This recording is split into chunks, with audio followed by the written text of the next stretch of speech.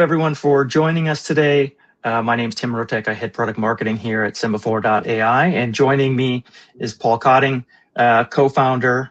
And today what we're going to be talking to you about is as we talk to customers and industry analysts, we hear a lot of themes about the challenges that organizations are having with enterprise AI agents and deploying them in their organizations and making sure they're useful and valuable and getting them into production. So we want to highlight some of those common themes and specifically what we do at Semaphore to overcome those challenges. And Paul's going to talk a lot about that and show you a little demo of what we do and how we're driving value with our customers. So let's jump to the next slide.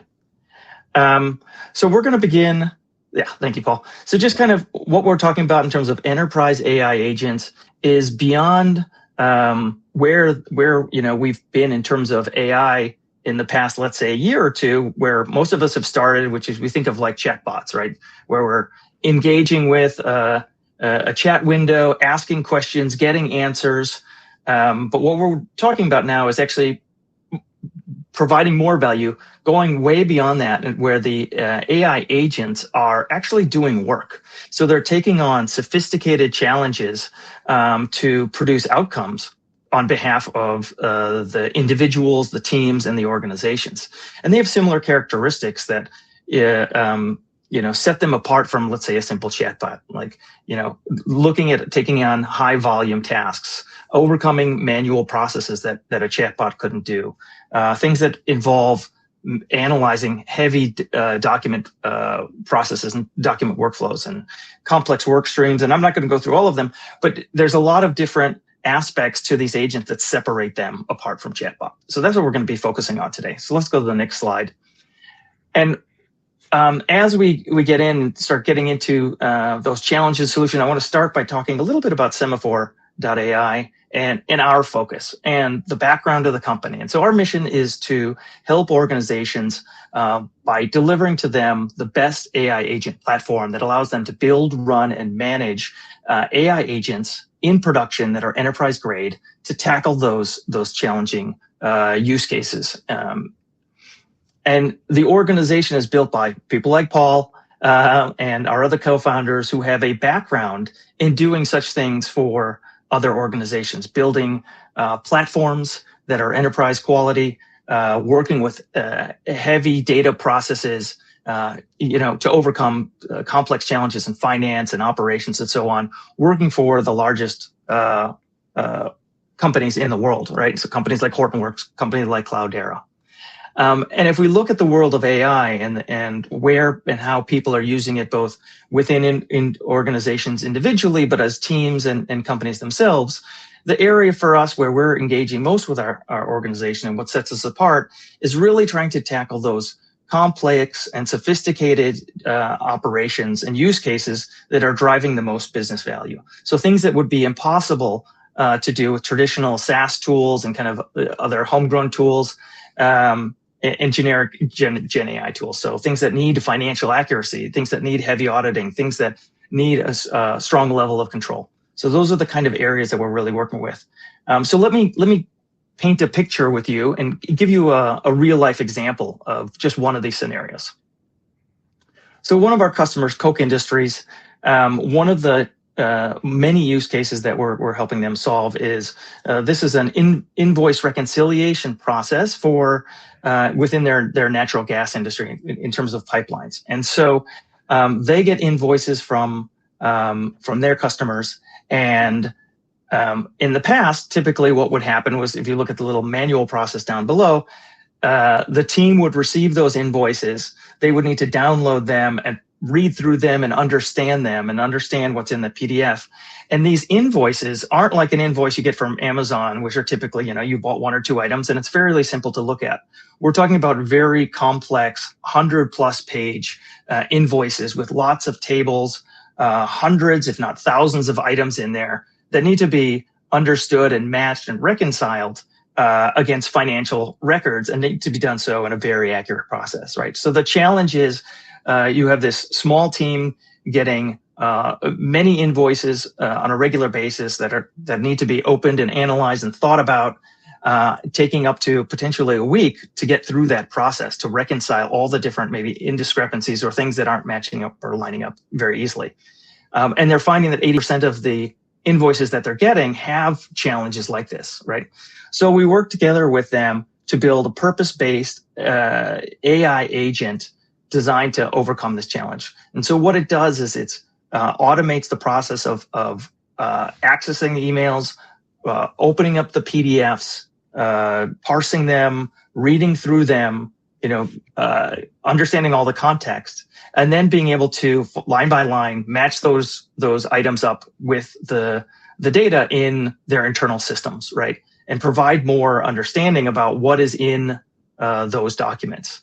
And so the result is, after building this and testing this and rolling this out in production with them, is that the agent can now read and reconcile these things much, much faster with a much higher level of accuracy, right? So 90% of the PDFs have very different formats, but that doesn't matter. The agent is designed to tackle all these. So you're talking about a processing time of like a week being reduced down to minutes, right? So a huge improvement in terms of the speed and also accuracy of processing these invoices. And then for those invoices that, let's say, still have issues, we can present spreadsheets or an output format that makes it easier for that analyst team to work through these much more quickly. And then all of this is captured, and so it can be understood from an auditing standpoint as well. So that's what a complex use case looks like in real life in production at one of our customers. The next slide. And so that's just one scenario, but customers we're working with them across lots of different industries. You can see some of our customers down here at the bottom, but it can be anything from finance to operational plant monitoring and safety, things like that, procurement processes, help desk automation. We're covering a lot of things with our customers to help them tackle these sophisticated use cases that couldn't be done with systems of the past. So, next slide. So let's bring it back to kind of the core theme of the webinar, which is the challenges and solutions that we're seeing across the industry in going from experimentation to production AI agents, right? And so these are the 6 kind of areas we're going to talk about today that we're hearing from people like Gartner Group and Forrester, or people like Deloitte who are putting out reports on the industry. And so the first one is we're going to talk about business users not being empowered. Essentially that historically IT projects and software and technology projects have been led by IT or development organizations, and business users are being left out. So we're going to talk about how we can overcome that. The next challenge is about, let me just run through them. Data access and business context, right? So a lot of these systems will work between a lot of agents need to work between different systems. And so you need to have the right business context for all of that. LLM accuracy, right? So LLM are probabilistic, but when you're doing math and calculations, you need to have accuracy. And so that's still a challenge in the industry. We need to ensure that IT has control of the system. So we think about a lot of organizations have implemented broadly things like Copilot or Gemini or other AI across the organization to let people start working with it, but then quickly it gets a little bit out of control and they don't know what people are using it for. So that needs to be managed. And then limited ROI. There's a lot of experimentation, but we need to be driving business value to show that these agents and these platforms are delivering for the business and the organizations. And then finally, another challenge that we see is that everyone seems to be adding AI to all of their technology products. There's a lot of what we call bolt-on, where you have a legacy type of platform and they've added a little AI agent or a little chatbot to it, and now it's AI. And what we're talking about is something different here. So those are high-level challenges. Let's dig into each one of those in detail. So the first one I covered was business users, right? And what we saw, especially at the early days of AI, was a lot of developers jumping into AI, exploring it, and starting to build little chatbots of their own, starting to build maybe little agents of their own, and doing so without trying to tackle the business side of the process, engaging with business users to solve real business use cases. And even as they do, what happens is kind of this translation and timing gap is that the IT or the developers don't necessarily know the processes and the way that the business process owner works to solve their problems, right? And there's also a timing gap going between these users. So I'm going to hand it over to Paul, and he can chat to us a little bit about how Semaphore overcomes these challenges.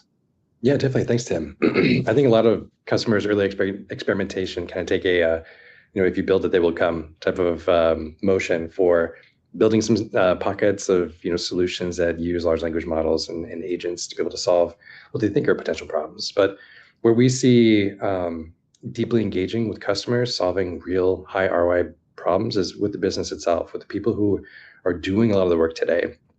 I think oftentimes when we work with customers, we're looking for, what are some of the key pain points that they have where they have to deploy a lot of people to do that work. And there's a reason that people are doing the work today. It's because there's gaps in systems, gaps in integrations, or gaps in processes that people are kind of papering over, with their human resources, right? So what we try to focus on is, how do we really understand what's the work that those people are up to? What are they doing? And empowering the people who are doing that work today to be able to build agents to help automate a lot of the hardest tasks that they just don't want to be doing anymore. And this is really where we see customers getting the biggest value. And so how we do that is we have our runbooks. These are a natural language description of what's the work that the agent actually has to do, just described in plain English. No, complex workflow diagrams, no complex Python code, but just looking like a Google Doc, reading like a Google Doc. And that's really where we focus on, how we enable the business user to be successful in defining how the agent should work, maintaining it over time when they need to make changes. And we also have a built-in AI assistant that allows them to kind of get started quickly. There's a lot of anxiety around staring at a blank describe the work that I do every day. And our AI assistant allows you to upload standard operating procedures, extracts from different data that the agent needs to work with, and helps you, write your first runbook, get off the ground running really, really quickly. And what we found is that's a really great way to enable the people who know the data and the work the best to be successful. Not only, like I said, and be able to kind of create that agent, but more importantly, that agent has a life of its own. Business processes are fluid, right? They change, and making it really easy for people to quickly, update a document, hit save, and have the agent react to those changes is a key enabler in making them self-sufficient and successful. Right. Okay, so the next one that we're seeing a lot of, and we're hearing from the industry, is that about business context. So I think this kind of digs in, is very aligned with kind of the last issue of empowering the business user, but really being able to engage with data and information across those different systems. And as we know, in a lot of organizations, there's different business contexts, even between teams, between how finance talks about sales and how maybe accounting talks about sales and how the sales team talks about sales and so forth. There's different kind of nomenclatures, and there's different systems and so on. And all that has to be tied together. And so without that can really slow down taking agents from an experiment to a production type scenario. Yeah, definitely, Tim. I think where runbooks help, really describe what's the work that has to be done. Getting that work done always requires access to data, high quality access to data. And just like you mentioned, it's really important for us to be able to use the language that the people who are doing the work today use, right? They have specific nomenclature that they use when they're explaining how the work should be done to their colleagues. And that's where our semantic data models really shine. They allow you to connect to all sorts of different disparate data. I want to make it clear, you don't have to clean up all of your data in order to be able to start building agents. That's a key value that we have with our semantic data models. We can read CSV files, Excel files, structured data coming from things like Snowflake, Redshift, BigQuery, and more. And even really complicated PDF files. In the previous use case that you had mentioned, that's really where a lot of the complexity lived. Hundreds of pages, thousands of line items. A lot of the time spent is just how do you understand the data. And our semantic data models basically profile all these different data sources, normalize it, allow you to define the terminology and synonyms that that you use to refer to that data.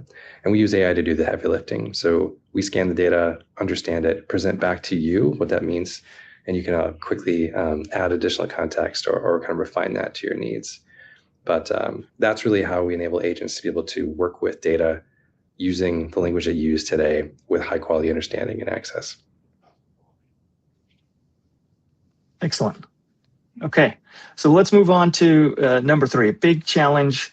And this is something that is kind of fundamental to AI agents and using AI is just the nature of what they are, right? And AI models are probabilistic. And so what that means is that when you're asking them questions and they're doing work, those models are predicting kind of what they're going to be outputting.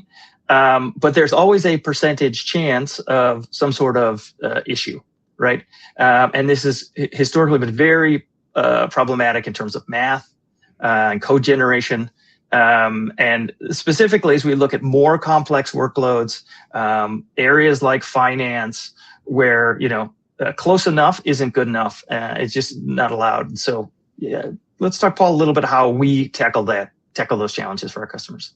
Yeah, of course. I think early on when we started working with teams that had to build agents that reason over large data sets, have to be able to combine and join large data sets together, and more importantly, provide bulletproof, arithmetic around the data that they're working with, especially in finance use cases, it became very clear that LLMs just weren't enough to be able to handle that. And so this is one of the key engineering things that we had worked on was how do we offload some of the things that large language models just aren't great at? They're good at summarizing, they're good at understanding data, but they're not great, at being accurate with computation. And so that's where we created our DataFrame technology. You can almost think of this as like an in-memory database for the agent. Anytime it has to read large data sets from a database or extract, tables from things like an invoice, it can use DataFrames to be able to do that, do complex calculations, join data between those different data sources automatically. It gives you the assurance that the math, that the agent's doing is being done in a deterministic way. And this is a huge enabler for us in order to be able to process the large data sets that are coming from databases or Excel files and be able to perform math, with accuracy. So just like Tim had said, for audit teams, close enough is never good enough. And this is how we really assure that the math all checks out. And so I think now we're gonna switch into a little bit of a demo here. Yeah, of course. Yeah. So show us a little bit of how this all comes together. There's a few things that we're going to take a look at quick. I think one is, what does the process look like to create a new agent? Just like I mentioned, we want to make it as simple as possible for people to just kind of describe what's the work that they want to accomplish. Start with a problem statement, and our agent builder will help, kind of ask all the right questions, really understand a lot of the source material that you might have. So you can upload things like extracts of your data sets, a PDF or Word document of your kind of standard operating procedure for that specific use case. And in this case, we want to build a receipt reconciliation agent, one that's going to take extracts from our SAP ERP, in addition to extracts from different transport systems, and reconcile them together. This is a complex month-end manual process that for one of our customers took, their analysts a few hours to do every single month for every facility that they had. And so our agent really deeply understands and reads that standard operating procedure, highlights specific gaps in understanding, and presents that to you. So it can say, hey, look, this is what I understood from data. This is what I understood from your process. Now, here are a few things that I need some clarification on. We really try to make sure that we deeply understand, how you've defined that work. And we ask intelligent questions to make sure the agent has exactly what it needs to be able to perform that work. So there's a few rounds of different kind of back and forth until the agent gets to the point where it has a really solid understanding for exactly what you want to do. And you can type this in. There's also a voice to text. You can click the little microphone and you can, speak to it as far as if you want to describe your business process or answer specific questions. And once the agent has everything that it needs, then we can kind of get down to building that out, right? And one of the key things that our agent builder really does is try to kind of work out what's the type of agent that you should build. We have two. We have conversational agents that are more kind of interactive assistants and worker agents that are triggered by different operations. Both are powered by, as you see here, our natural language runbook. And our agent builder really does the heavy lift of trying to articulate and outline, what that runbook should look like, what it should be named, and then a conversation guide to help new users start to really understanding exactly how that agent should be worked with. And when you're done, you can just hit deploy agent. Our semantic data models are really how we connect to and deeply understand the data that you have, the business description, things like synonyms, sample data. These are all things that we automatically generate for you so that when you're working with the agent, you can simply use natural language. It'll understand how to query, it'll understand how to join that data together without you having to write any SQL or Python. So now we can just upload some data and have the agent kind of walk through and articulate, hey, how do you understand the process that you need to walk through? So this is just an example of how the agent internalizes the runbook, uses our semantic data models to outline this is exactly the work that will be done, right? Based on the SOP documents and data that you uploaded. So it's a really quick and easy way to help you kind of build your first agent. What I also want to show you is some examples of more operational use cases, things that require being able to be triggered by a ServiceNow, ticket arriving or an email arriving or data landing and things like SharePoint or S3. And these are our worker agents. And our worker agents are really focused on, like I said, kind of high throughput work.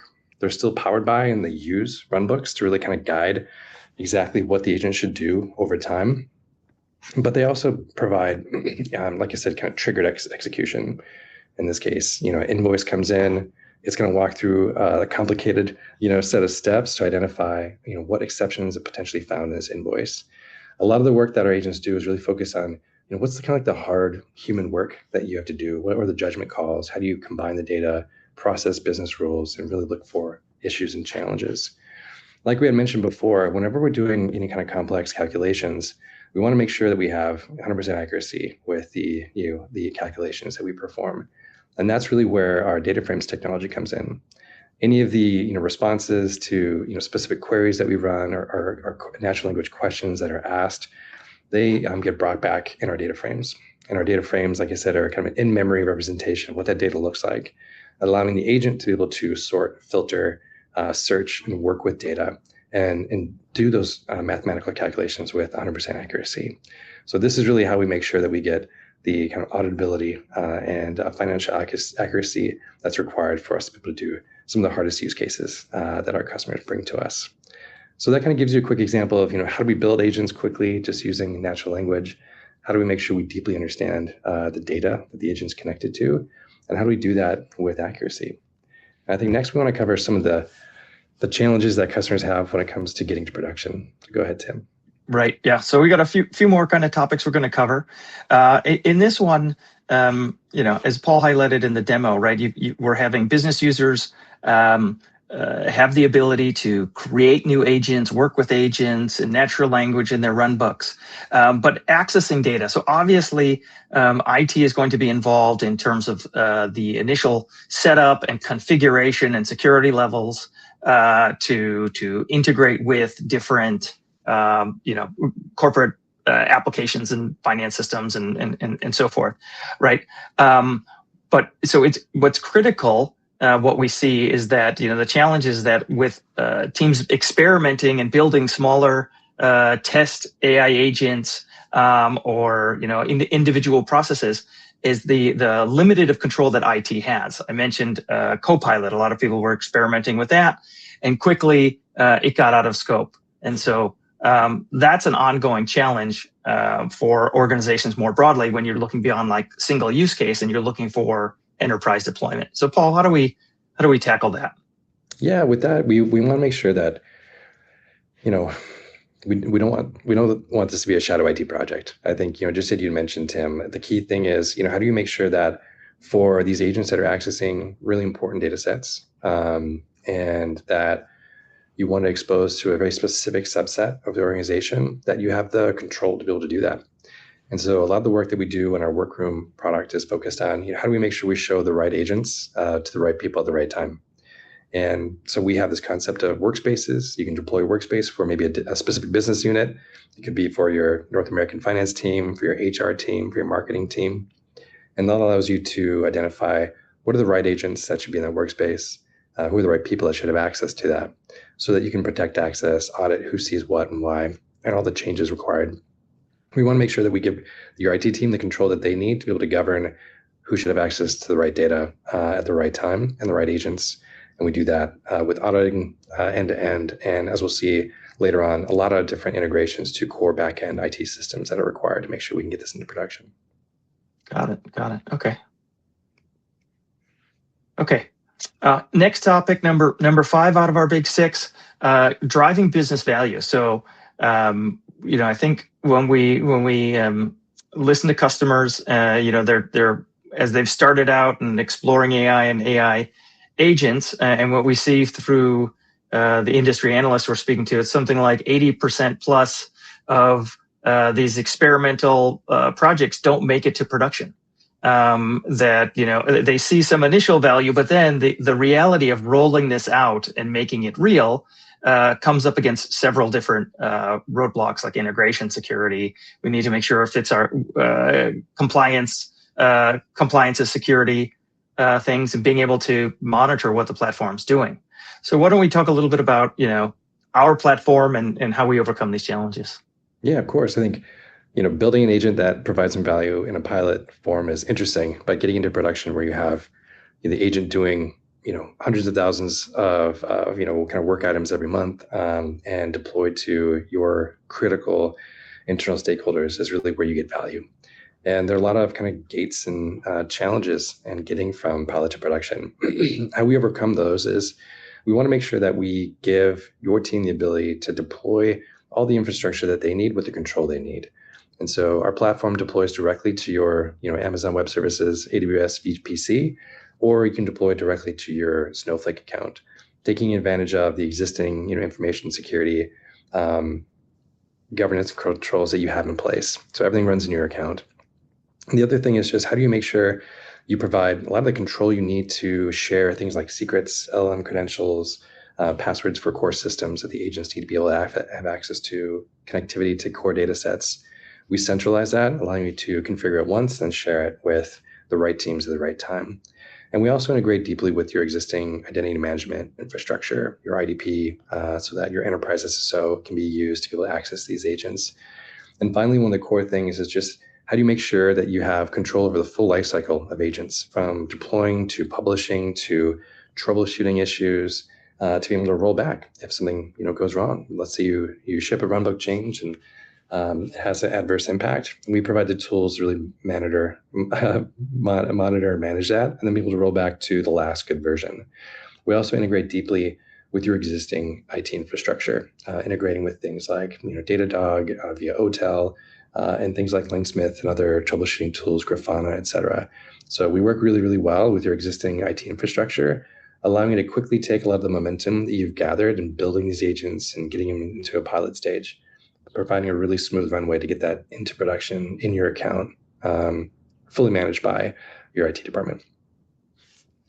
And I think on the next slide, you get some examples of when we talk about business value, we can lean into outcomes and what this really means for customers and the value they're seeing. Yeah, of course. I think at the end of the day, building agents have to move the needle for the business teams, the people that are doing the work today. And so, for a lot of the use cases we have, we try to focus on, what are the high ROI activities? Where are people spending a lot of time? Where do you want to automate that work? And sometimes it's, challenging processes that you've kind of used people to kind of paper over, right? But at the end of the day, we want to make sure we deliver outcomes, automating a lot of the work that people just don't want to do today. I think, and these have a range of different, I would say, sizes and use cases. Tim did a good job kind of covering the invoice reconciliation use case, where it's a lot of people time, a lot of judgment to be able to go through these really complex invoices. We also solve problems where there's a lot of high throughput work. In this case, we have an accounts payable help desk agent we built for one of our customers, and that's focused on dealing with 83,000 tickets per year, hundreds of tickets per day that they've had to create a whole team of offshoring people to really be able to deal with each one of these individual tickets. and our individual agent can process those tickets in minutes and really, offload a lot of the hard judgment work that requires humans to do today. Even our payment remittance agent, that's something where very similar, really high throughput, thousands of emails per day that have to be managed by a large team of people, a lot of judgment calls required, kind of swivel chairing between different data systems to be able to compare information, reconcile it, and be able to act on it. And our agents can do that in a few minutes, drastically reducing the cost per payment for them. And so these are the outcomes that we like to see. And all the things we've kind of talked to you about so far really feed into those outcomes. How do we make it easy for business people to be able to define agents? How do we make sure that there's really strong financial accuracy in the work that we do? And how do we make you get from a pilot to production fast running in your environment are really the key enablers for you to be successful and be able to achieve some of these outcomes for your use cases. Right. And so the last kind of core topic challenge that we're seeing as we speak to customers is the fact that AI is now being built into everything. And so for our customers and the conversations we're having, it's a challenge from them because they hear AI and they may even hear agents, and it's like it's everywhere, and they need to understand what are the differences and what is the value. And as we think about the AI platform and production across the organization and tackling those challenges, we see things that are coming out of, let's say, very limited or point solutions that are going to be focused in one area, solving just a more simple problem, but then not really applying across the rest of the organization. You have the large traditional ecosystem players who are deploying AI and agents, but in the end, you're ending up just getting more locked into kind of that solution. So that's limiting your flexibility as an organization. And then the SaaS vendors, are adding a lot of chatbots as their first step, and it's an extension play, but it's a bit limiting in terms of what companies can do with them as well. So maybe you could talk to us about the Semaphore platform and being not just a bolt-on, not having to deal with a lot of this legacy tech debt that is being applied in a lot of these other areas. Yeah, of course. I think for a lot of these vendors, they're really focused on how can they provide incremental value to their customers by adding AI capabilities, which is awesome. But I think as we look at the use cases that we help our customers solve, where they have the most pain, is in the use cases that require people to be able to operate across these different silos and ecosystems. Each one of the use cases that we walked you through on that outcome side required someone to kind of bridge the gap between things arriving in an email, comparing it to 2 or 3 different backend systems. It could be an ERP and Snowflake data, constructing that response, and then putting it back into like a ServiceNow ticket, for example, right? That's a simple example, but in each one of these, it's people that are working across these different silos, across these different work streams, doing pretty highly customized work, right?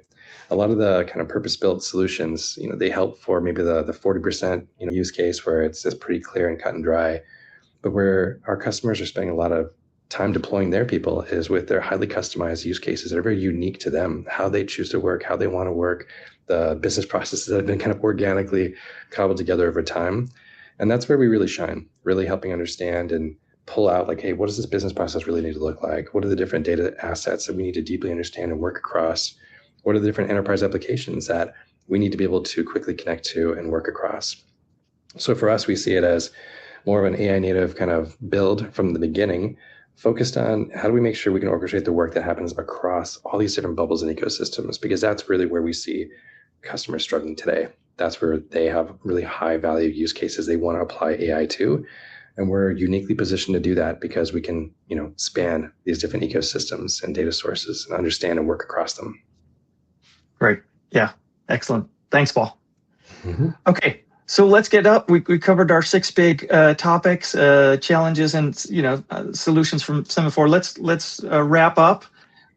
Just kind of at a high level, covering some of the things that Paul and I think have mentioned along the way of how Semaphore .ai is different than kind of some of the other options and that customers might be thinking about or looking at or just want to understand at a high level. Really, we focus on sophisticated use cases, complex workloads. Paul mentioned going between systems, things that involve a lot of people to make decisions on. So that's kind of core to what we do. Talked about empowering business users, right? Giving them the ability in natural language to derive answers and tackle work in ways that they never could do before. Understanding the data, being very business-centric, understanding the semantics and the context between systems and allowing the platform to work between those different systems, right? We talked about LLM, having challenges with math and being probabilistic, and us driving that 100% accuracy that's needed for these complex and data-heavy workflows.